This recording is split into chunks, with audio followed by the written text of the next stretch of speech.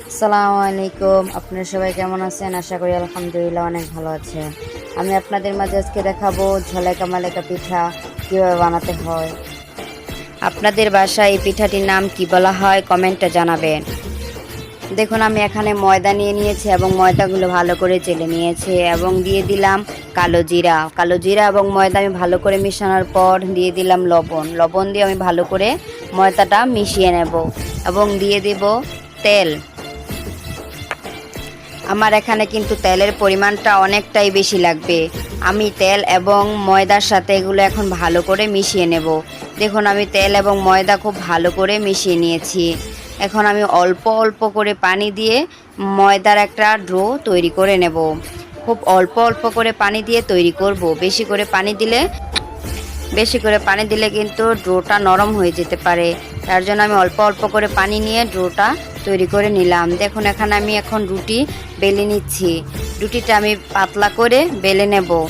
এখন আমি একটা ছুরির সাহায্যে রুটিটা সুন্দর করে কেটে নেব। চিকন চিকন করে কেটে নেব ভালো করে। আমার এই চ্যানেলটা নতুন খুলেছি, সবাই বেশি বেশি করে সাবস্ক্রাইব করবে এবং পাশে থাকা বেল বাটনটি বাজিয়ে দেবে।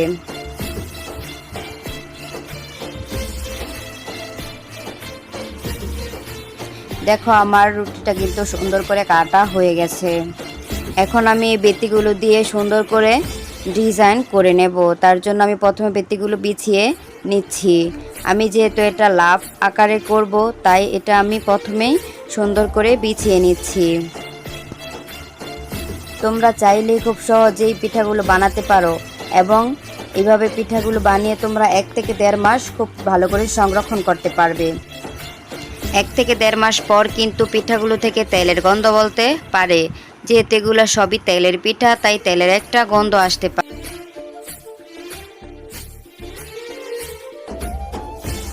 দেখো আমি প্রথমে কিন্তু 5টা বেতি নিয়ে নিয়েছি এবং 2 পাশ থেকে 2টা বেতি উঠিয়ে আমি মাঝখানে আরও একটা বেতি দিয়ে দিলাম। এখন কিন্তু আমি একে একে বেতিগুলো ওঠাবো আর নামাবো, এভাবে একটা ডিজাইন করে নেব। খুব সহজে একটা ডিজাইন আমি করে নেব। আমি তোমাদের কিন্তু খুব সহজেই ডিজাইনগুলো দেখিয়ে দিচ্ছি, যে কেউ দেখলেই পারবে।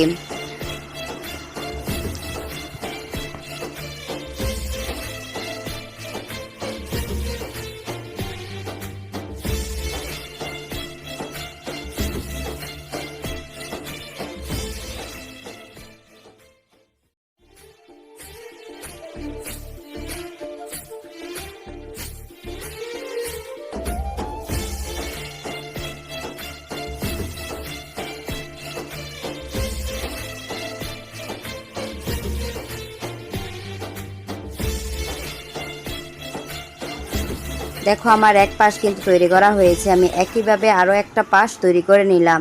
এখন এক পাশ থেকে অর্ধেক বেতি আমি এভাবে একসাথে করে নেব। এ পাশ থেকেও আমি একইভাবে করে নেব।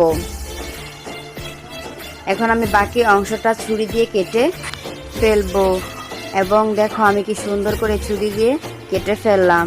এখন আমি একটু ডিজাইন করে দেব। তোমরা কিন্তু চাইলেই খুব সহজেই পিঠা বাড়িতে বানাতে পারো। দেখো আমার এখানে লাভ আকারের পিঠাটা বানানো হয়ে গেছে। এখন আমি তোমাদের আরও একটা ডিজাইন দেখিয়ে দেব। দেখো আমি এখানে আরও বেতি নিয়ে নিয়েছি। যেহেতু এটা অন্য একটা ডিজাইন হবে, তাই আমি আরও বেতি বাড়িয়ে নিয়েছি। তবে হ্যাঁ, তোমরা যদি এই পিঠা বানাতে যাও, তোমরা যদি বড় করে বানাতে চাও তাহলে বেতিটা বেশি করে নেবে, আর যদি পিঠা ছোট বানাতে চাও তাহলে বেতি কমায় নেবে। বেতি তুমি যতটা দিবে পিঠা তোমার ঠিক ততটাই বড় এবং ছোট হবে। বেতি বাড়িয়ে দিলে তোমার পিঠা বড় হবে, আর বেতি কমিয়ে দিলে তোমার পিঠা ছোট হবে। দেখো আমি আরেকটা পিঠা বানিয়ে নিলাম। এটাকে আমাদের এদিকে এটাকে আনারস বলা হয়। দেখো আমি কি সুন্দর করে এই পিঠাটাও বানিয়ে নিলাম। তোমরা খুব সহজেই চাইলে এই পিঠাটাও বানাতে পারো। দেখো আমি আরও অনেকগুলো পিঠা বানিয়ে নিয়েছি।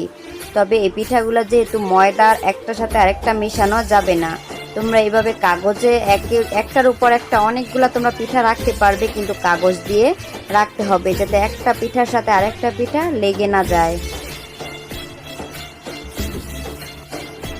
আমার পিঠাগুলো অলরেডি বানানো শেষ। এখন আমি তোমাদেরকে দেখাবো পিঠাগুলো ভাজতে হবে কিভাবে। দেখো আমি কড়াইতে তেল বসিয়ে দিয়েছি এবং তেলটা কড়াইতে ঢেলে নিচ্ছি।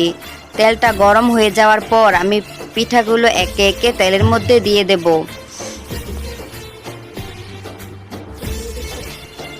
নেড়ে চেড়ে খুব সুন্দর করে ভেজে নেব। পিঠাটি যেহেতু ময়দার বেশিক্ষণ ভাজতে আমার সময় লাগবে না, আমি উল্টে পাল্টে এপাশ ওপাশ করে পিঠাটা সুন্দর করে ভেজে নেব। একটু কালার চলে আসার পর পিঠাটা আমি নামিয়ে নেব। দেখো আমি আমার পিঠাটা নামিয়ে নিলাম। দেখো আমার সবগুলো পিঠা ভাজা হয়ে গেছে। এখন আমি পিঠাগুলো পাক দেব, তাই আমি মিঠাই বসিয়ে দিলাম চুলাতে এবং আমি পিঠাগুলো সুন্দর করে একটা থালে বিছিয়ে নিয়েছি। আমি এখন উপর থেকে মিঠাই ছড়িয়ে ছড়িয়ে দিতে থাকবো।